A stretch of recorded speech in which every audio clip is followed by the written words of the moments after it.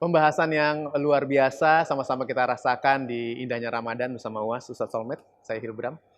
Membahas mengenai orang tua, terutama membahas mengenai ibu. Ibu adalah kunci keberhasilan seorang anak.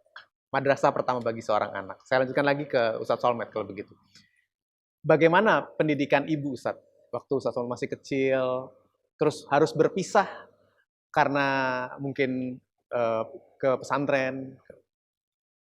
Bagaimana tuh Iya, pendidikannya? sebelum saya masuk pesantren itu saya ingat ya, bahwa ibu saya ini kan termasuk orang yang kayak ibu-ibu kita inilah, suka ngaji. Cuman dulu kan belum ada TV, ya, tidak sebanyak seperti sekarang, Ya. hampir di mana tempat media dakwah itu selalu ada. Tapi dulu paling hanya di radio atau TV hanya salah satu saja. Tapi lebih banyak majelis-majelis besar yang diadakan oleh pesantren ataupun oleh majelis-majelis taklim di Jakarta. Nah, ibu saya ini termasuk orang yang rajin datang ke majelis taklim. Salah satu kisah dari emak itu, kalau ada tablik akbar, misal almarhum Kiai Haji Zainuddin MZ waktu itu. Ya. Duduk di depan, saya di pangkuan. Oh. Kalau emak nggak kebagian di depan, saya akan berada di atas pundaknya. Oh. Tapi yang menarik, emak itu selalu bilang, ya Allah, jadikan anak saya seperti Kiai Zainuddin MZ Allah. kelak nanti. Masya Allah. Masya Allah. Itu beliau selalu cerita. Dan dengan doa yang pada akhirnya Tuan Guru UAS ya, saya berkesempatan justru bisa berdampingan dakwah Masya Allah. bersama dengan almarhum Kiai Haji Zainuddin MZ. Puluhan tahun lalu saya di bawah, beliau di atas. Saya di pangkuan emak, saya di pundak emak, beliau di atas panggung.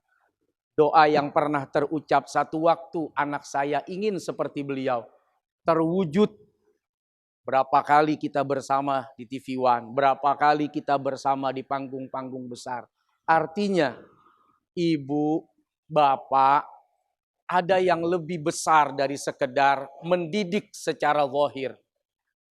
Yaitu doa yang selalu tidak pernah bosan kita panjatkan kepada Allah untuk anak-anak kita. Karena kita tidak pernah tahu kapan saat yang paling tepat Allah kemudian mengabulkan harapan dan doa kita semuanya. Ya. Bukan main. Kalau Ustadz Solmed, Ustadz Solmed, Ustadz Abdul Somad, saya kalau ngomongin ibu susah untuk berkonsentrasi. Ya. Ingat almarhumah ibu saya. Silakan Ustadz. Bukan cuman Mas Hilbram yang selalu salah. Banyak juga yang ngundang pengajian, begitu saya datang, kata dia, oh kami kira Ustadz Solmed. Ini sama ini Tuan Guru. Dulu saya duduk di depan rumah, Iya. pagi-pagi lewat anak pondok, namanya Bang Ayub di kampung kami. Kau nanti macam si Ayub, kau mesti masuk pesantren, kata Mak. Ya Mak. Kemudian ada di antara adik laki-lakinya, sepupu, jadi dekan Fakultas Syariah di Institut Agama Islam Darul Ulum. Kata dia, kau nanti mesti doktorandus macam si adikku. Iya. Jadi dia selalu begitu. Lalu kemudian kebetulan kakek emak saya ini namanya Syekh Abdurrahman. Kata dia, kau nanti mesti sekolah ke Arab. Dia tak tahu Mesir, tak tahu Maroko, tak tahu Sudan. Kau mesti sekolah se-Arab macam atukku dulu. Jadi itu selalu terbentuk dalam kepala. Mesti macam ini, mesti seperti ini, mesti jadi begini. Lalu kemudian kalau libur sekolah, kau bacakan Quran ke Syekh Muhammad Ali. Jadi bawa Quran kalau libur, masih SD, ngaji. Nggak penting dapat berapa halaman, yang penting kau dapat barokahnya, minta doa, minta embus kepala. Jadi kalau sehari ini saya ketemu dengan para ulama, para habaib, melanjutkan yang dia buat dulu. Sampai pada akhirnya saya dapat beasiswa ke Al-Azhar. Setelah itu lanjut ke Maroko. Saya tahu dia sekolah, saya bilang pada akhirnya saya masih ada beasiswa lagi Mak, 5 tahun. Kata dia tidak larang saya untuk lanjut. Tapi nampaknya umur dia sudah hampir 70 waktu itu. Kata dia, kalaupun kau doktor tapi aku almarhumah. Jadi udah terbayang saya, ini kode berarti saya mesti pulang. Itulah maka saya tinggalkan S2, saya pulang. Tapi pada akhirnya setelah dia meninggal, saya tetap lanjutkan dan saya doktor setelah beliau almarhumah meninggal.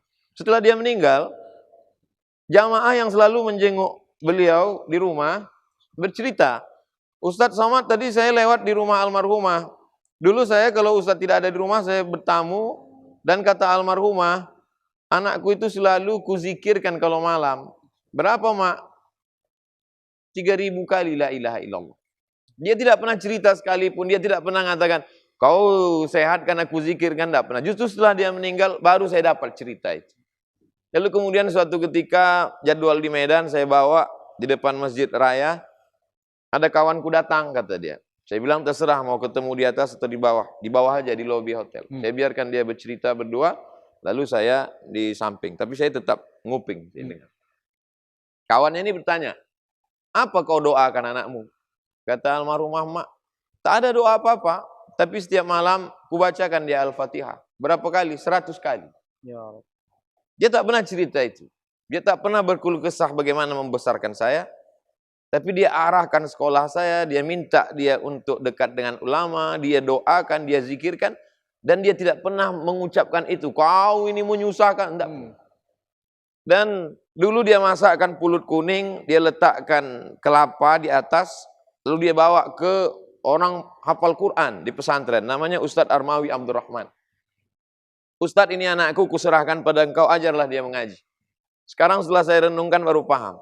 Kenapa diserahkannya saya langsung? Supaya saya jadi anak angkat Ustadz itu dan saya ngaji gratis. Jadi kalau murid-murid yang lain ngaji di masjid, saya di rumah. Karena saya dianggap anak. Karena tradisi orang Melayu kalau udah dikasih pulut kuning dengan kelapa, ini berarti udah diserahkan sebagai anak. Dan silaturahim kami tetap terjaga. Guru saya itu kemudian menjadi guru tahfiz. Tahun 1986-87 menang musabaqah tilawatil Quran di Makkah. Kemudian diundang, dipanggil ke tahfiz Sultan Hasan Al-Bolkiah di Brunei Darussalam. Sampai hari ini tersambung. Jadi saya pikir ketika beliau meninggal, habislah sudah dunia ini, nampaknya doa itu tak ada lagi. Tapi sampai hari ini alhamdulillah, kalau kata orang di kampung saya ini banyak menumpang tuah doa almarhumah sampai hari ini. Untuk melanjutkan yang dia lakukan dulu, saya buat yayasan, nama beliau Yayasan Hajah Rohana, sampai hari ini tetap membagi 200 paket setiap bulan untuk duafa fakir miskin. Karena dulu kalau saya pulang, saya ceritakan, Mak, aku dari Jakarta. Ini yang sama aku ceramah ini Ustadz terkenal nih, Mak. Ini namanya Ustadz Solmed. ini namanya Roma Irama. Waktu itu Ustadz Solmed ngundang dengan Bang Haji. Iya, Nah, betul. ini Roma Irama yang selalu Mak tengok dulu. Ini calon gubernur, wakil gubernur waktu itu dengan Bang Sandi. Iya. Jadi setiap pulang ada yang selalu diceritakan. Kalau pulang, Mak, aku dapat hadiah cincin. Coba pakai, dia pakai. Oh, cantik cincin kau ini. Setelah tidak ada, saya merasakan tak ada lagi tempat bercerita. Jadi di situ orang baru paham itu nanti kalau ibunya meninggal baru dia tahu. Apapun yang dialami, apapun yang kita dapatkan, kita tidak ada tempat bercerita yang rasanya sama. Ya. Bahwa kita punya adik, punya istri, punya anak, iya. Tapi rasa bercerita dengan ibu tak sama. Jadi kalau masih hidup dia, senangkanlah. Wallahu a'lam bishawab. Ya, Ustadz Abdul Somad, boleh sedikit diberikan rangkuman sekaligus doa sebelum kita akhiri kesempatan kali ini. Jangan pernah mengukur baju ibu dengan ukuran badan kita. Kita menganggap membahagiakan dia adalah ketika kita ajak dia ke kota, kita tinggalkan di rumah kita. Padahal kebahagiaan menurut dia ketika dia di kampung, dia bisa ikut pengajian, dia bisa ternak ayam, dia bisa dengan pohon yang dia siram. Beda cara pandang kita dengan dia. Saat itu kita menganggap kita tidak durhaka, tapi kita sudah mengurangi. Kemudian ada sesuatu dalam diri kita menunda. Tahun depan lah, nantilah. Itu yang saya alami karena kakaknya masih hidup. Padahal jarak usia dengan mereka lebih 10 tahun. Jadi saya berpikir, kayaknya masih lama ini. Sampai pada akhirnya tanpa sakit, meninggal. Akhirnya kita terkejut dan menjadi penyesalan panjang dan berandai-andai. Andailah dulu masih hidup, andailah dulu. Maka saya lampiaskan itu kepada sahabat-sahabat, jamaah yang masih hidup orang tuanya, jangan pernah menunda. Jadi kalau besok ada makanan kesukaannya, bawakan untuk buka puasa. Kalau ada baju yang paling dia senangi, kain sarung, sajadah baru, bawakan untuk sholat Idul Fitri, Idul Adha. Senangkan hatinya, bahagiakan dia, tunjukkan dengan prestasi, supaya tidak ada penyesalan. Andai itu kita lakukan pun, kita tidak akan pernah merasa puas, dan setelah dia meninggal, wakafkan Al-Quran, undang jamaah untuk membacakan Al-Quran, bacakan doa, haul dan lain sebagainya, itu untuk mengobati hati kita yang terluka. Ya, baik. Terima kasih Ustadz Abdul Somad. Silakan doanya Ustadz. Doa apa? Astaghfirullahalazim, astaghfirullahalazim, astaghfirullahalazim alladzi la ilaha illa huwal hayyul qayyum wa atubu ilaih. Bismillahirrahmanirrahim. Alhamdulillahirabbil alamin wassalatu wassalamu ala asyrafil anbiya wal mursalin wa ala alihi wa sahbihi ajmain. Rabbana ighfir lana dzunubana. Ampunkan dosa kami. Ya. Wali abaina, ayah kami. Ya Rabb. Wali ummahatina, emak kami, ibu kami.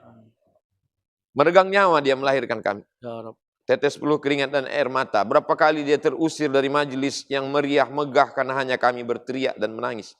Berapa kali dia tidak berganti baju baru di hari raya hanya karena untuk sekolah kami. Tak dapat kami membalas kebaikannya. Allahumma ja'al qabraha raudatan min riyadil jinan. Jadikan kuburnya salah satu dari taman-taman surgamu ya Allah. La taj'al qabrahunna hufratan min hufarin niran. Jangan jadikan kuburnya salah satu dari lubang nerakamu ya Allah. Rabbana hab lana minas shalihin. Jadikan anak-anak kami, anak-anak yang berbakti kepada orang tua, anak-anak yang membanggakan di hadapan-Mu ya Allah. Rabbana innaka afuwun tuhibbul afwa fa'fu anna. Rabbana atina fid dunya hasanah wa fil akhirati hasanah wa qina adzabannar. Wa sallallahu ala sayyidina Muhammad wa ala alihi washabbihi wasallam. Walhamdulillahirabbil alamin. Amin ya rabbal alamin. Terima kasih Ustadz Solmed, terima kasih Ustadz Abdul Somad. Terima kasih pemirsa yang sudah menyaksikan. Ini adalah salah satu episode indahnya Ramadan yang paling hangat saya rasakan dari sekian banyak yang saya bawakan. Mudah-mudahan juga sama-sama Anda rasakan. Salam hangat untuk ibu Anda, dan sebagai seorang ibu jangan lupa untuk terus memberikan kasih sayang yang sebesar-besarnya untuk anak-anak Anda. Saya Hilbram Dunar, wassalamualaikum warahmatullahi wabarakatuh. Waalaikumsalam warahmatullahi wabarakatuh.